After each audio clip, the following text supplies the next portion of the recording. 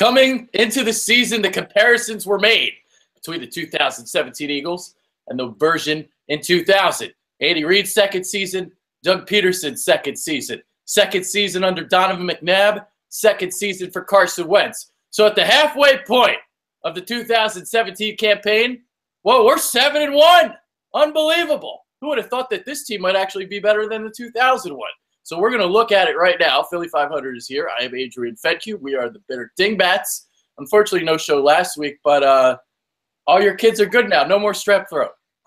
Well, they all got strep throat. They're just on medication. So the chances that I get it is probably a little less than it was a couple days ago, although I feel it coming on. But I'm a fighter, I tell you. I'm a fighter. So, we'll see what happens. But this should be a very interesting topic because there's nothing that I like more than to compare history with now. So this should be very, very fun. Yeah, absolutely. And before we get into things, so I'll just make an announcement. So if you go to the Green Turtle tonight, it's in Wales, I will be on E-Rock's podcast tonight, Fourth and John. So Jason Ashworth and I will be special guests for the podcast. So buy me a beer. Do it. I'm supposed to do a beer bong tonight. I'm getting baptized, so that's going to be available. So that'll be a lot of fun. Buy him a beer, please. Buy him a beer. Buy him a couple beers. The guy needs a beer, a couple beers, because he didn't drink that much on Saturday. So he needs a bunch now. Yeah. I felt the effects of Saturday yesterday during our recap video. Yeah. Open up my eyes. Yeah. Well, I'll tell everybody something funny. Yesterday, I had spy planes going over my head because they were interfering with my video. It would break up, and I looked out the window, and a giant white plane with no labels or nothing was going by. Now, you tell me that ain't something. So, yeah, I think it's because I'm watching all these Vegas conspiracy theories about Las Vegas. I think they're tracking me. All right, let's get into this. So the 2000 team was really known for their defense, and it's fitting that the Eagles had a dominant defensive performance yesterday. So you look at that team back in 2000, I've got some nuggets and some stats. So obviously at the end of the day, it's all about points per game allowed, and the Eagles were fourth in that category, 15.3, 1.18 points per drive. Obviously, they like to get after the quarterback back then, sixth in the NFL with 50 sacks. So you look at the pass defense, they only allowed 11 passing touchdowns on the entire season, which was second in the NFL. 19 interceptions. So they were getting picks, not allowing teams to score. 66.6 passer rating against, that was seventh. 186.9 yards per game, which was seventh. You look at the run defense, if you always remember under Andy Reid and Jim Johnson, the run defense was always you could kind of run the ball on them. 114.4 yards per game, 21st. So the run defense wasn't exactly spectacular, but pass defense, they were able to get after the quarterback, and they forced a lot of turnovers. So that 2000 defense, kind of looking at it to the one now, what are you seeing? Well, here's what I remember. Now we're talking about the 2000s, so that I believe is McNabb's second year, his first full starting season, right? Yes. So I think Corey Simon, if I remember correctly, was the first pick in the draft that year. So he filled in at the defensive tackle position. Then you had like Hugh Douglas, and I'm trying to remember who was on the other side. But the one thing with that defense was they liked to blitz, so they brought pressure. But they had Troy Vincent, they had Bobby Taylor. I think Al Harris was still there. He was, yeah. And then you had their nickel. He was their nickel corner. Think about it. He was their nickel, and he went on to start in Green Bay for quite a while. He was a starting quality corner. So they could play pretty much everybody, man up. And then you had Dawkins, who had the ability to really play sideline to sideline. He could cover so much space, and then he could come up and play the run. So they were really able to play on the strength of that secondary and blitz and bring pressure, a lot more than I think this defense. I think this defense, they really rely on that front four to get pressure, and even that front seven to help out those corners. Well, with that team, they could literally play man up and bring a lot of people at the quarterback. Hugh Douglas had 15 sacks. Corey Simon, like you explained, 9.5. He had the other DN spots. You know, they still had Mike Mamula at the time, so he and his 5.5 sacks at the other side. So there you go, Mike Mamula. Mike Mamula was the guy who I've never seen come closest to getting to the quarterback more than anybody without actually getting there. You know what I mean? Brandon Graham was on that path, but this year he's actually getting to the quarterback. He's getting home. So we can't give him that label anymore. But Mike Mamula drove me nuts. I never forgave the Eagles for drafting Mike Mamula because Warren Sapp was there. And that was who I wanted. And I liked the Miami Hurricanes, so I liked Warren Sapp. He reminded me of Jerome Brown.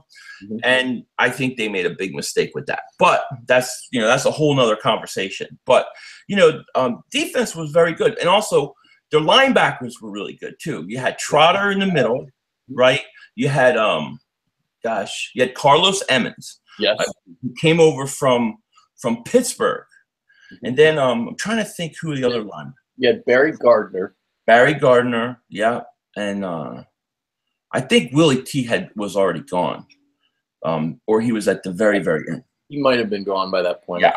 But I remember Carlos Emmons and Trotter. And Trotter was really starting to become like a dominant middle linebacker at that point. Yeah. Trotter was still young at that point. He might have been in low 20s, I want to say. Yeah. So he was coming into his own at that point. Now, the philosophies of the defenses were obviously different because Jim Schwartz, he likes to rush with 4, drop back 7. Normally doesn't like to blitz as much, but has been blitzing more this season. But you look at Jim Johnson's defense, obviously, weren't afraid to send the house, leaving their cornerbacks on an island for an entire game. But they were able to do that, obviously, when you have a Troy Vincent and a Bobby Taylor. It's a lot easier to let your corners out on an island when they're freaking talented like that. Yeah, no, I mean, it was a big difference. Very different styles, and as far as you were saying, too, about the running game, the Eagles did allow running backs to run on them with that Jim Johnson defense. But everything, once they got inside the 20s, always stopped. He always clamped down then. He was very good at that whole bend and don't break thing. Jim Johnson was great. I love the style of play that Jim Johnson. If I was a coach and I wanted a defensive coordinator, I would look for that kind of style. Personally, I like bringing the blitz. I don't think they bring it enough now, but it's worked for them this year. So, yeah. All right. So the next conversation we can have here is Carson Wentz in his second season compared to Donovan McNabb, and honestly, it's not close. Obviously, Wentz is playing like an MVP right now. Donovan McNabb back then, second season, it was basically one read. If it wasn't open, you either dumped it off to one of your backs or you took off with the football. That's basically what the offense was. Yeah, no. And McNabb used to take off a lot more with the ball back then too. Yeah. I mean, if everybody, I don't know what the percentage was, but I'm pretty sure it was something like Deuce Staley was like 60% of the offense because he would run the ball and he would catch so many balls out of the backfield. And he was a big weapon out of the backfield. Then you had Chad Lewis. But wide receivers, I mean, McNabb had no help at wide receivers. They didn't really throw long that much. And yeah, he would run a lot and everything was deke and dunk. And they would pretty much play close, play tight games, and then be in it to the end. And then that defense would sit there and win the game for them. So that's how they won a lot of their games. Yeah. Carson is doing things McNabb didn't do for 3, 4, 5 years. I mean, just in terms. Carson is doing things Donovan never did in his career. Yeah. This kid is on another level right now. I've never seen. I can't remember a second-year quarterback in all of football that has really played like this. I guess Derek Carr had a really good year a few years ago, his second year. Then you had Dan Marino, who had a ridiculous second year. But I can't think of too many second-year guys that are legitimate MVP candidates. Not only legitimate, like candidates. Like he's running away with it in my mind. Yeah. Yeah. I mean, actually, you know who I think is close, is second right now behind him? Yes, Deshaun Watson. He's actually second. And why the Browns passed him up too? The top two guys in the MVP voting, the Browns both passed on both of them. Yeah, I mean it's crazy, but Carson's on another level that I don't think we've seen as Eagle fans have as a quarterback. I don't think most teams. This is, to me, you're looking at guys. This is Peyton Manning like in my mind, very much so, and and the way he makes the guys around him better too. We've talked about how, like, when Aguilar drops it, one of the things Aguilar used to struggle with was he would get down on himself. He'd lose confidence. Every time he's dropped something, Carson has gone right back to him to keep his head in it. So he's really a good leader. And I think that took a while for McNabb, the first few years. You look at the touchdown passes. I mean, obviously, they threw the ball less back then, but Wentz already has 19 touchdowns. McNabb had 21 in his second season. So you look at the ratios, 21 touchdowns, 13 interceptions. He led the team with 629 rushing yards. So Deuce Staley got hurt during that year. So he started his first 5 games, then he got hurt, had a Lisfranc injury. And that's when the Eagles, Cecil Martin, Darnell Autry, Stanley Pritchett, they were all sharing carries. So that running back by committee, once Deuce Staley got hurt, not as good as the one they have now. Yeah, no, it wasn't even close. It was really, really bad. And one other thing we should say, that offensive line with McNabb, where you had Trey Thomas, Runyon, that line across the board was probably better than what we have right now, based upon Jason Peters getting hurt, and the interior. I'm trying to think who was the center then. Bob, maybe, I don't know. Miller, I think, went to the center, because I don't think Hank Fraley was there yet. No, Fraley was I think Fraley came 2 years later. I want to say. So, yeah. But the offensive line was really good. That was a really good. Who were your guards? You had who? Trying to think of the guards off the top of my head. I can't think of it offhand.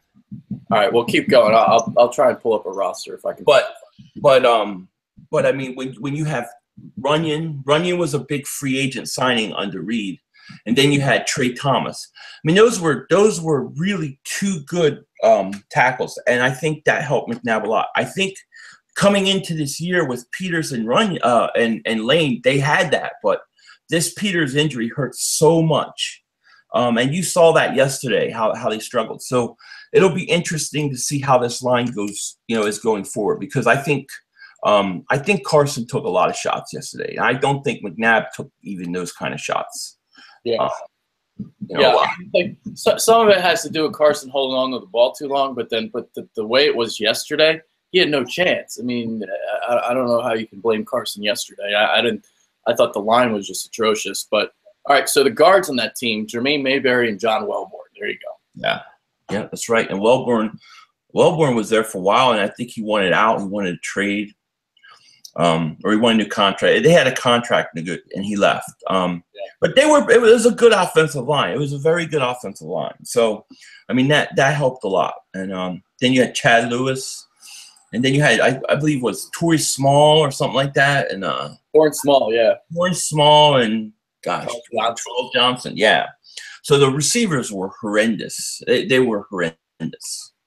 So basically, it was a very conservative passing game. A lot to the tight ends, a lot to the running backs. I mean, a lot. If you thought the swing pass under Chip Kelly was too much, a lot of swing passes in this offense. Unfortunately, it killed him once Deuce Staley got hurt. Because he was literally, like you said, he was like 60% of the offense. Not only running the ball, but the way he could catch passes out of the backfield. And so Darnell Autry became the guy out of the backfield. Darnell Autry. They also brought in Chris Warren, if you remember. From Seattle. Yeah. So later on in his career, but he got some carries too. So So basically, we saw a team this team went 11-5. So you're looking at a team that basically great defense, conservative on offense, tried not turning the ball over, that sort of deal. Yeah. I believe they went and they lost to the Giants in the playoffs. They couldn't beat the Giants. That was the whole thing. Yeah. So that was the big deal the next year when they went out and got James Thrash and all that kind of stuff. But yeah, very interesting to compare these two teams. But I definitely think where you're at right now with this team, with this quarterback, is also a lot more open NFL. I think the NFL teams right now, I don't think there are any big powerhouses that you can say, oh, this team can't the Eagles can't beat this team. This team's too good. You had a couple of those back then. You know what I mean? You had some pretty good teams. So the door is wide open, really, for the Eagles this year, more so than in McNabb's second year. Yeah. But the teams are very similar. The one thing, too, I want to say, that team, Andy Reid's team, could run a screen pass. Now, do you remember how many years that was always the best screen pass team in football? Always. And they ran it smoothly, and it was perfect, and it was seamless. I would like to see Doug Peterson start doing that, because there's times where that screen pass is wide open, and when the Eagles do run it, everything looks like it takes a while to get going. You know what I mean? Yeah. So you got that 2000 team, which was defensively driven. Now this defense today isn't too shabby themselves, obviously, but the offense is one of the best in the league right now, and it's because of Carson Wentz. And so that's the big difference between the 2017 team is offensively. Not too much of a drop off from 2017 defensively, but definitely an advantage with this offense now. And you look at the weapons now with Nelson Aguilar emerging, Zach Ertz emerging. You have Jeffrey and Wentz in the second season just flinging it. It's unbelievable. They scored. Now, technically, they didn't score 33 points because the defense scored a touchdown yesterday, but they still scored all those points, and we were complaining after the game. That's funny to think about. We were complaining. We were pissed, and they still scored like 27 points. Yeah, well, because we expect them to play their best every week, and when they didn't, you saw what happens. They struggled a little bit, but look, this was a kind of game that was going to be that. It just was. And I'm happy with the win. I can take the win and move forward. But look, you're not going to always be at your best. You're just not. And you have to be able to win games like this where you don't have everything going your way. Wentz is in a good position with the weapons he has. I want to say Wentz has way more weapons than McNabb had back then. I mean, I want to be clear about that. McNabb did not have the weapons, so the opportunities may not have been the same. It's important to say that, because I know a lot of people are thinking, well, McNabb didn't have any weapons. He didn't. He really had nothing for many, many years, and I think Wentz does. So Wentz is taking advantage of that now, and you're 7-1, and look, you got 8 games left. If you can go 5-3 the rest of the way, that's 12 wins. That's 12 wins. That's my goal right now. 12 wins gets you a bye week. Yeah. And now I'm getting greedy because I want 13. I want 13 because I'm looking at Seattle, and if you lose to Seattle and you're tied with them at 12-4, guess who's getting the 1 seed? Them. Yeah. So now I'm getting greedy. I want 2 losses. I want to kick the shit out of Dallas twice. And I'm assuming we're going to lose to Seattle. So that's 1 loss. Hopefully only lose 1 more time. Yeah, that would be nice. I'm accounting for possibly being locked up the last 2 weeks of the year. So our starters are sitting.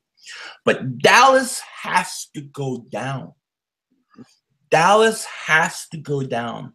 These fans are cockroaches.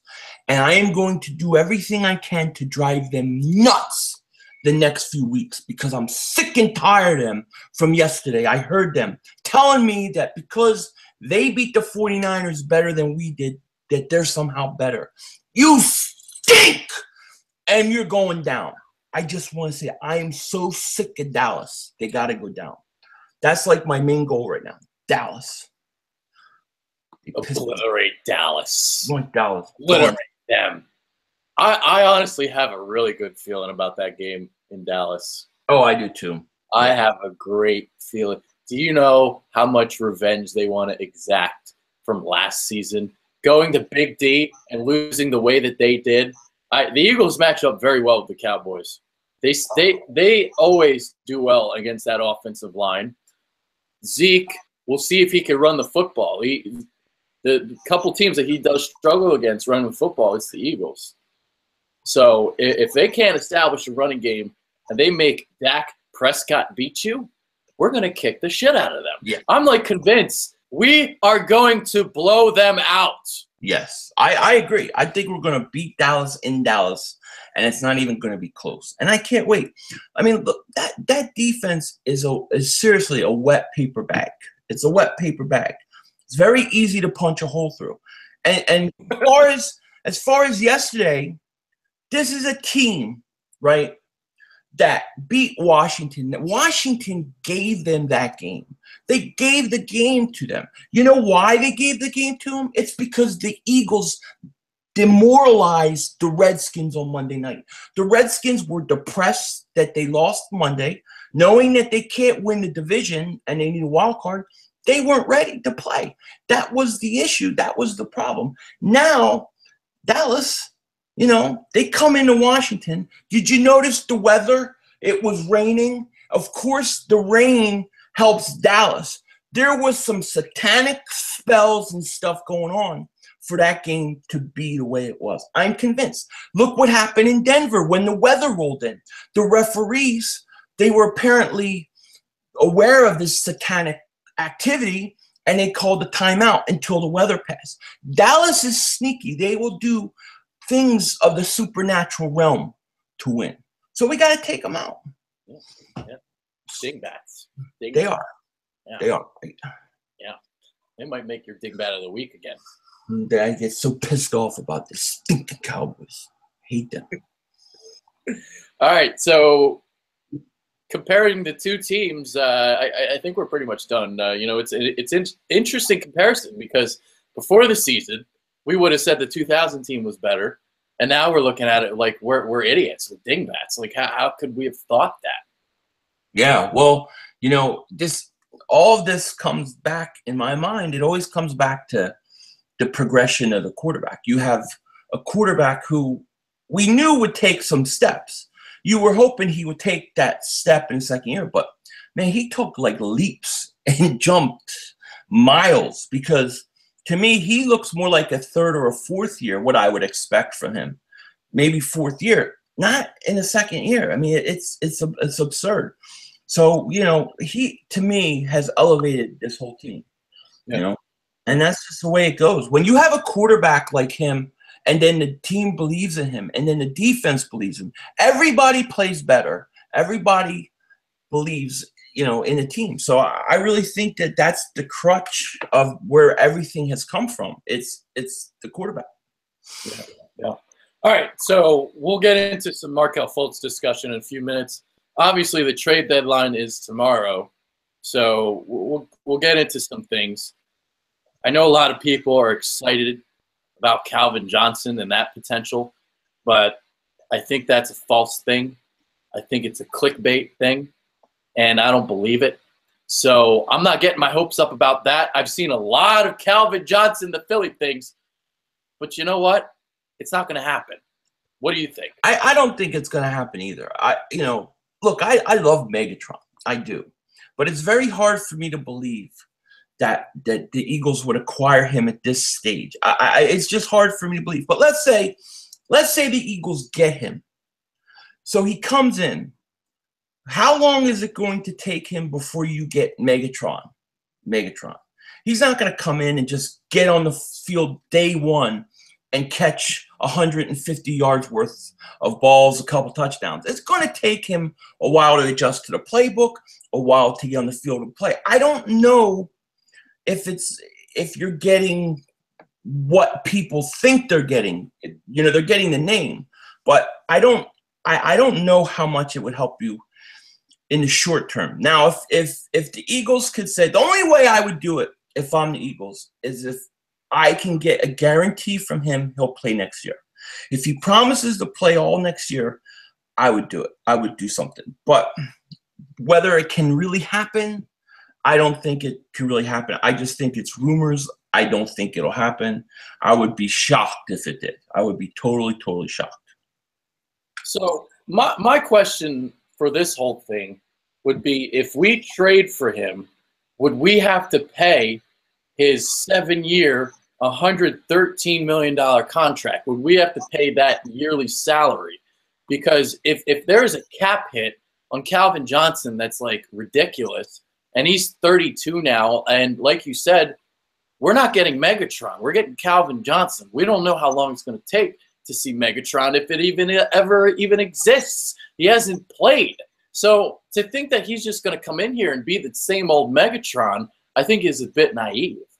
Yeah, I agree. I don't know what the hook is for his salary. Somebody said to me $15 million this year would have to be picked up. And if that's true, how are you going to afford $15 million? We don't have that money.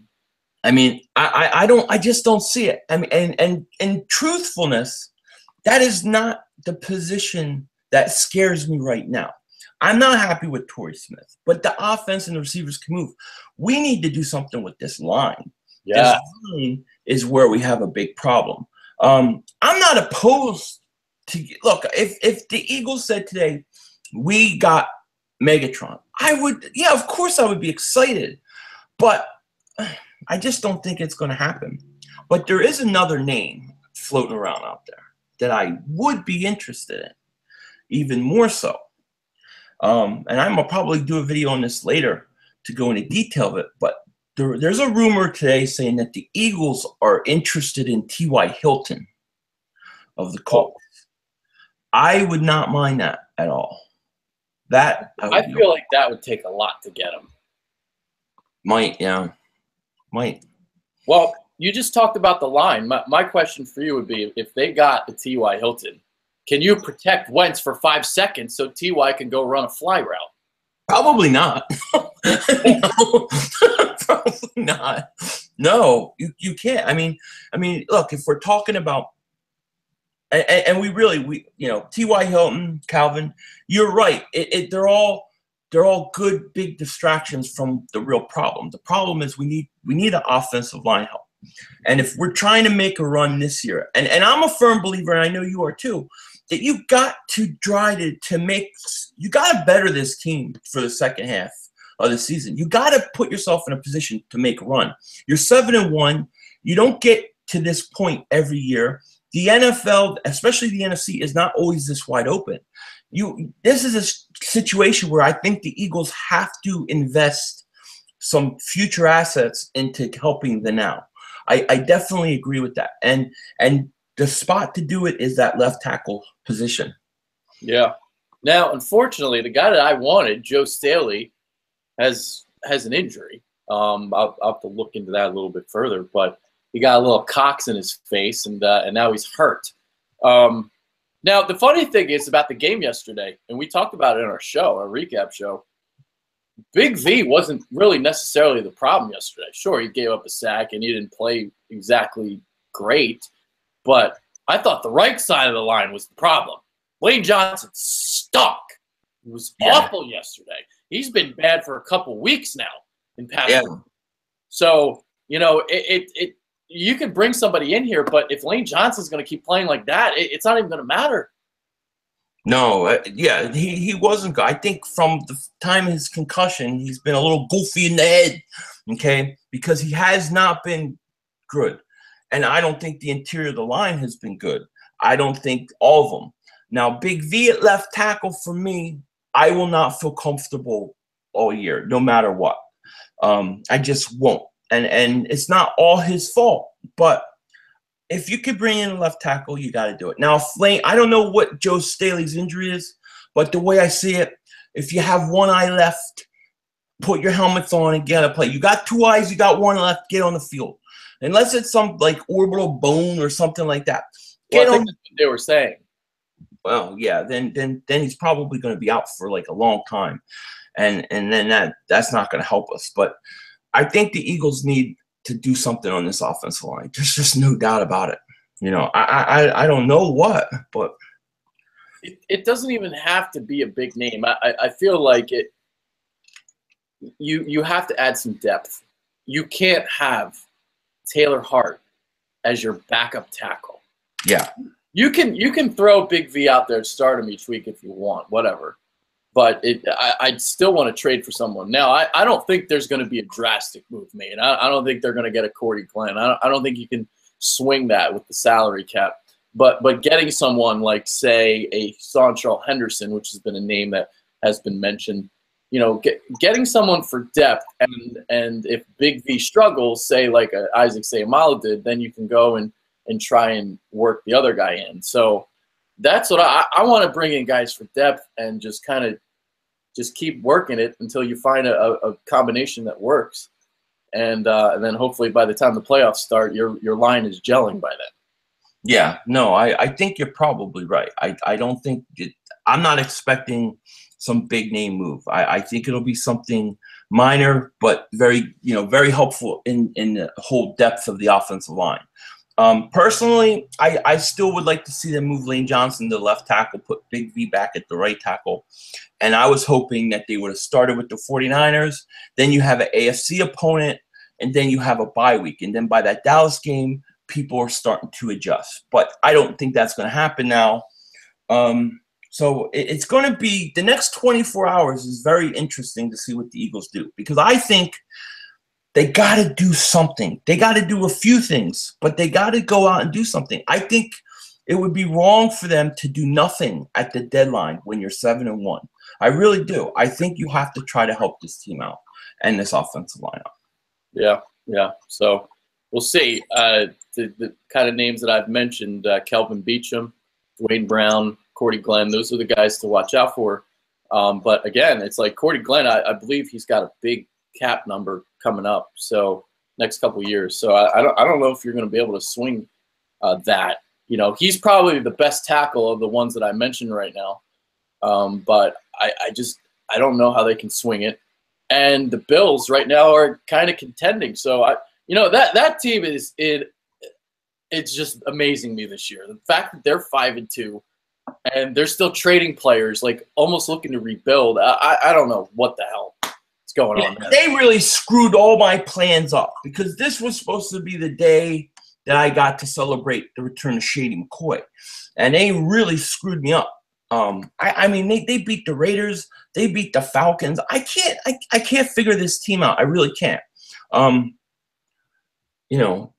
as far as Glenn goes, I don't know. What would he would cost them a lot? Wouldn't he cost them? You'd probably have to give up like a future first and another pick. Yeah, I don't know if I want to do all that, especially if my plan is to put Lane Johnson at left tackle. I mean, everybody forgets that that's what they want to do. That's why they gave Lane Johnson the extension. He's their future left tackle. This is their words, not my words. So if he's going to left tackle, in my opinion, what are we waiting for? Move him over now. I think he can play it. I think he can adjust, and I trust him to adjust more than I trust Big V to play it all year. That's my feeling. So, in my opinion, make a trade or leave or move Lane Johnson. Okay. All right. So we'll kind of move on to Markelle Fultz and the Sixers now. So the Bitter Dingbats is not just all Eagles talk. So we'll talk a little Sixers here. So they're 2-4 to start the season. You know, they got the win against Dallas. The way I kind of see the team is I think once they figure out how to close, they're going to start winning a lot of games, and they're going to come. And by January last year, that's kind of what happened. So they're starting slow, and now you have the Markelle Fultz situation where he's got some muscle imbalance, and he's going to be reevaluated in 3 weeks. So what do you think about this whole thing with Fultz? With Fultz, look, it's just the Sixers. Every year, their first pick gets hurt. Every stinking year. So I almost expect it now, as sad as that is. You know what I mean? I guess I really have been focusing on Ben Simmons. You know what I mean? Like, I'm so impressed with Ben Simmons. But as far as Fultz goes, like, it just, in a way, I'm like glad that it's something wrong with his shoulder, because it means that stinking shot, there's a reason for it. Like, you know what I mean? That shot was so ugly. He just didn't look right. You could tell there was something wrong with him. So you have to take him out. I think they said, what, a couple weeks, and then they're gonna look at him again. I think you just got to be patient with it. And that's it. I don't feel personally that Fultz was going to come in and be the difference between the Sixers being a playoff contender or not. I think with getting Redick, having Embiid healthy, and then letting Ben Simmons continue to do what he's doing, I think those are the things that are going to determine whether this team is a playoff team or not. So I just take it slow with Fultz, let him get rested, let him be 100%, and then come back when he's ready. It sucks, though. It definitely sucks, and it feels like we're cursed. But, I mean, look, at least this isn't – he's out for the year. I mean, Embiid, he has to have foot surgery. Ben Simmons, he has to have foot surgery. At least he's out, and he might come back this year. I guess that's how I'm looking at it. But it just sounds like a weird – like, the name of the injury was like, what does that even mean? Like a muscle imbalance? What does that even mean? It's a weird diagnosis. Yeah. You know, just watching him play, you could tell he wasn't right. And I was even arguing with people that were throwing out the bus word already. I'm like, wow, like, I'm like thinking to myself, there's clearly something wrong. I watched him at Washington. I study all the players. I know that what he's doing right now isn't right. He would pull up a lot on his jump shot. He shot threes at Washington.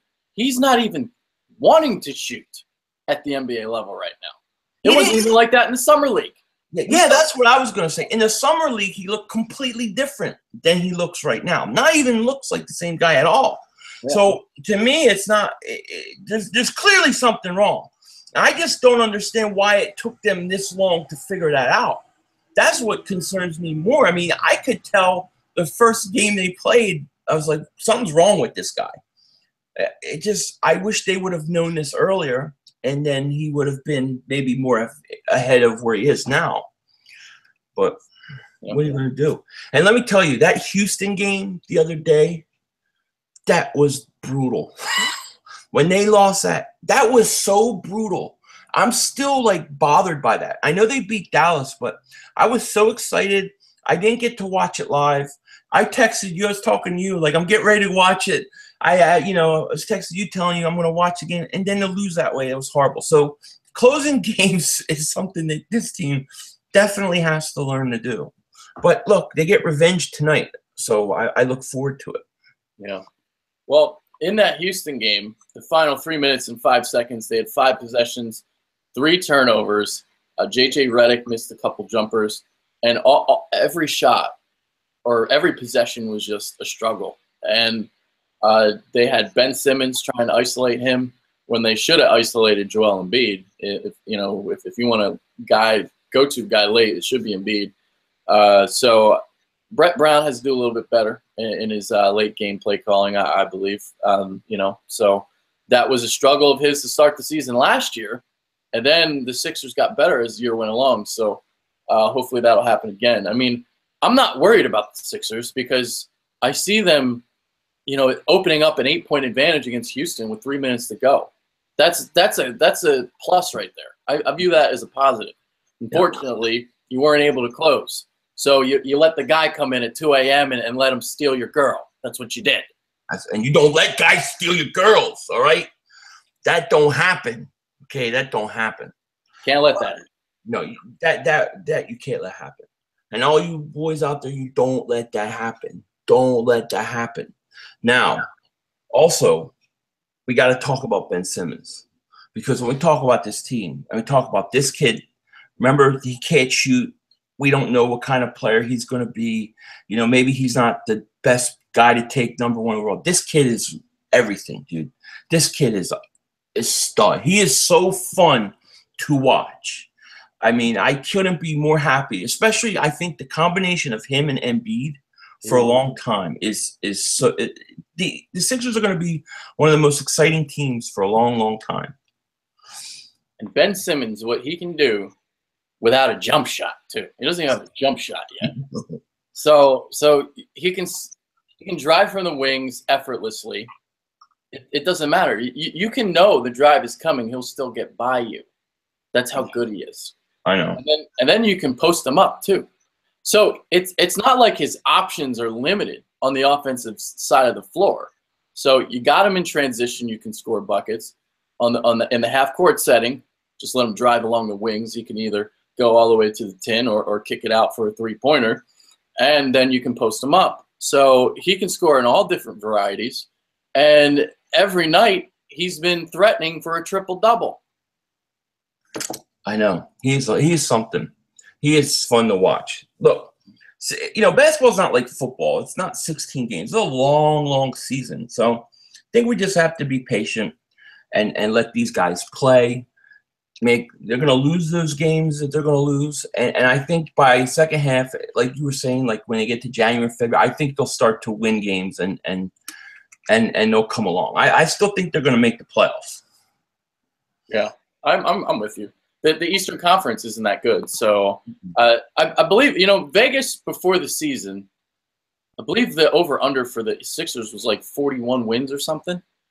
So the fact that it wasn't that high should tell you guys something, that, you know, it does take time for the cohesion to build. Just because there's stars galore in this team, when in reference of Embiid and Simmons, doesn't mean it's going to happen right away. I mean, look at the Timberwolves last year. The Timberwolves have a team that was very similarly built to what we have right now last year with their young stars, and they weren't able to make playoffs. So fast forward now to this season, you know, we're kind of seeing some growing pains, and that's expected. So don't get all negative and think this team isn't going anywhere. No, it's 6 games in, they're 2-4. It doesn't mean they can't turn it around. And this Eastern Conference is so bad, I expect the Sixers to make the playoffs. Yeah. Well, now I'm going to ask you a question. I'm going to be the interview guy. Go ahead. I'm going to ask you a question. So, Adrian, why the hell can't the Sixers trade Jahlil Okafor? Nobody wants him. But he's lost weight. He actually looks pretty good. You know, that whole situation, man. He went vegan, and he's not even playing. That's terrible. I would not be able to give up cheeseburgers and ribs for 6 months only to not play basketball. I know. Seriously. Oh, my gosh. Dude, it's a shame they can't play him more, and then they can't trade him even more. But, look, I don't know. I don't know what to make of it. I thought he looked good in preseason. I thought that he would get more playing time than he has. But, you know, I don't know. I don't know what to make of it. That's why I had to ask you. Yeah, I mean, unfortunately, he's not playing enough to get traded. You know, he can't even you can't get anything for him. I don't know. I mean, he's not playing. Yeah. How can you up your trade value if you're not playing? I don't know, and I think he should be playing more. I agree.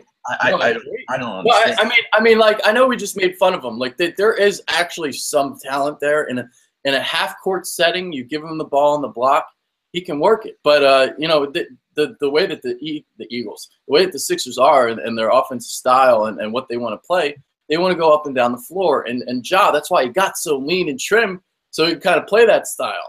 But that's not really what he wants to play. He wants to, you know, be that guy to bang on the block and you know, ISO on the high post. So that's the kind of game he wants to play. But the Sixers don't want to play that game. No, they don't. And I was so impressed with him. I actually saw Jahlil Okafor make a block. He actually played defense this year, and it was like in the 2 minutes of playtime that he got. So I was like, put him out there more. But they don't. I think that they're never going to get any value for him. It's just not going to happen if he doesn't play and build up some value by playing. And when Embiid comes out and is on a minute restriction, I would think you would put him out because he can be a legitimate scorer. He's a legitimate scorer. So I don't get it. I don't understand that. The Sixers have severely mismanaged this. Yeah, so I would say so. Yeah. All right, we'll do Dingbat of the week now, and then we'll kind of hop out. So we're 45 minutes in, so it's funny. We're talking about how we might struggle with this show, and we're 45 minutes in. No, we could just keep talking about all day long. That's what we do. Yeah. All right, Dingbat of the week. Who is it? It's Dingbats. Dingbats. Now I did a bedtime story last night. I like to do bedtime stories couple times a week for them boys, right? They like to call themselves them boys, but they're them boys. Be men, don't be boys. And the last part of the poem or the story, it said, I know you're watching this hat. Don't be a dingbat. The Dallas Cowboy fans are my dingbats of the week because they beat the 49ers and they automatically start talking crap.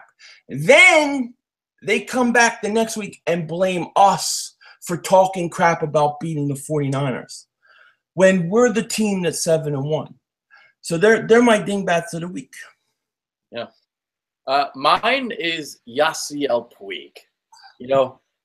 Now there's 2 more games of the World Series left, and God forbid he misses one of them from getting a disease from licking his bat. So this guy is a dingbat for licking his bat. So whatever, I don't know if you guys have been watching the World Series. I mean, obviously it's been one of the best World Series of all time, if not the best. Last night's game might have been the best game of all time. My God, what a game, 13-12.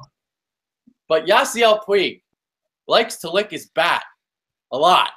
And I like his semantics is just something else, man. Yasiel Puig. He gets my dingbat of the week. What does he do when he show us what he does? Well, what he'll do, he'll hit a foul ball. He'll hit a foul ball, and if he hits the foul ball like real nice, he'll do like a little shimmy. I can't show the shimmy. There's not enough space back here. But he'll do a little shimmy, and then he licks his bat.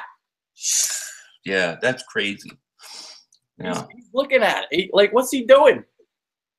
I know. Oh, wait. We got a dingbat. We got one of the Cowboy dingbats of the week in the live stream. Oh, no. And call him out. Dale flipping burgers. Stop flipping burgers. You better not run away from me. You better be there when we beat your team's butt. You come in my stream, you talk all that Dallas crap. You better not run away when we beat you. I want to see you. You know where to find me because we're going to beat your butts. Don't you run from me. Don't you run from me. Dale flipping burgers. Stop flipping the burgers and don't you run from me. When we beat you, you better show up. You better show up when we beat you.